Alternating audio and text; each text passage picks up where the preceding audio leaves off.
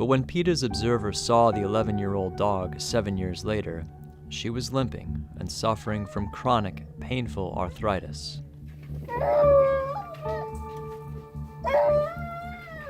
Rather than providing his elderly champion with the veterinary care and comfort she desperately needed, he chained her beside the frozen sea, all alone, unable to escape the Arctic cold. She had no shelter until PETA's eyewitness built one for her, as the wooden box next to her area opened only into an adjacent pen.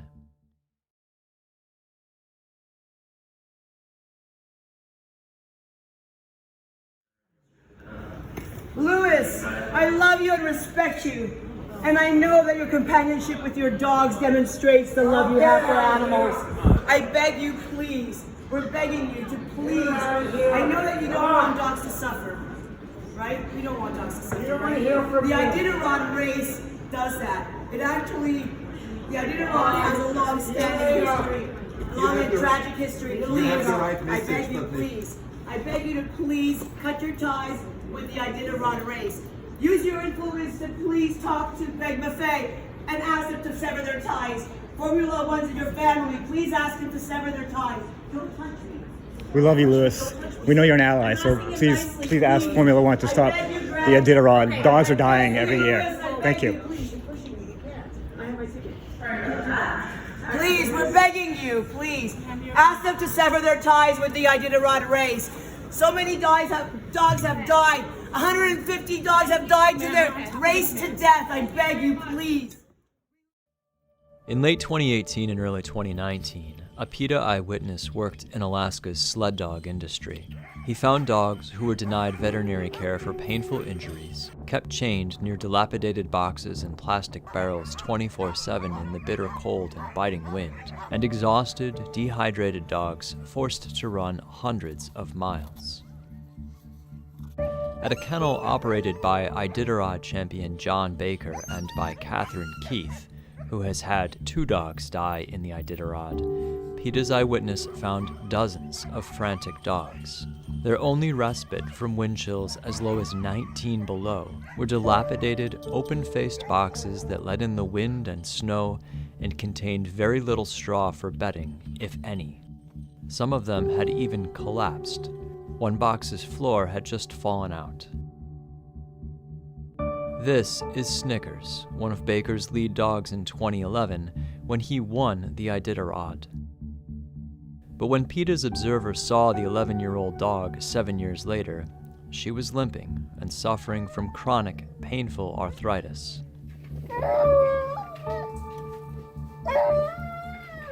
Rather than providing his elderly champion with the veterinary care and comfort she desperately needed, he chained her beside the frozen sea, all alone, unable to escape the Arctic cold.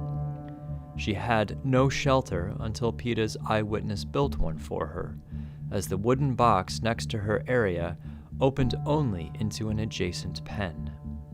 Here's what Baker had to say about Snickers. She's always had her friends. Yeah. Thought when you were running like the Iditarod. Yeah, you did. Yeah, then too. I mean, you could, if you knew her real good, you could see it, you know. Yeah, I think I'm going to have to put her down for misery. I just don't have a good place to bury her. This is Birch. She was just a puppy when she sustained a crippling, extremely painful spinal cord injury, which left her unable to move around comfortably, struggling just to get into her doghouse. Baker and Keith failed to take her to a veterinarian, chained her up, and left her to drag herself through the ice and snow. Baker said that Birch should be put out of her misery, but when the eyewitness offered to provide her with veterinary care, Baker refused, apparently worried about the veterinarian's opinion of them. As he put it, I think it looks like we're being real hard on it. Listen to Baker describe how he trained dogs. Like for the leaders, if I told them to turn this way and they didn't turn, I was heading up there and I wasn't going up there to pet them. Yeah. I was going up there to let them know that, listen, you son of a bitch. If I say turn, you turn. At the kennel of 3-time Iditarod champion Mitch Seavey, PETA's eyewitness found scores of dogs continuously chained to barrels. Some had run in circles for so long that their paw pads were worn down, raw, or bloody. Foot right there, see it? Yeah. Wore off.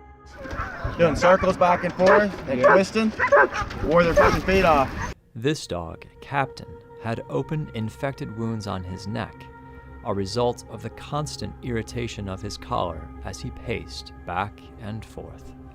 Ryan hates this dog. Anytime I bring him in or mess with him, Ryan's just like, fuck him. Dogs were forced to run day after day, even when their paws were bleeding. These exhausted dogs had just run more than 130 miles, as mushers trained them for the Iditarod. When Iditarod champion Pilot incurred the same injury during the 2019 race as he did the year before, he was shipped back to the kennel only to be chained back up. Day after day, no one even examined him or gave him any special care. There are thousands of dogs just like Snickers, Birch, Captain and Pilot suffering in Alaska, all for the sake of this Arctic nightmare and mushers' greedy pursuit of cash. Dogs deserve far better than a lifetime of isolation, cruelty, suffering, and death on the Iditarod Trail. Please join PETA in calling for an end to this race today, and visit PETA.org to learn how you can help. Thank you.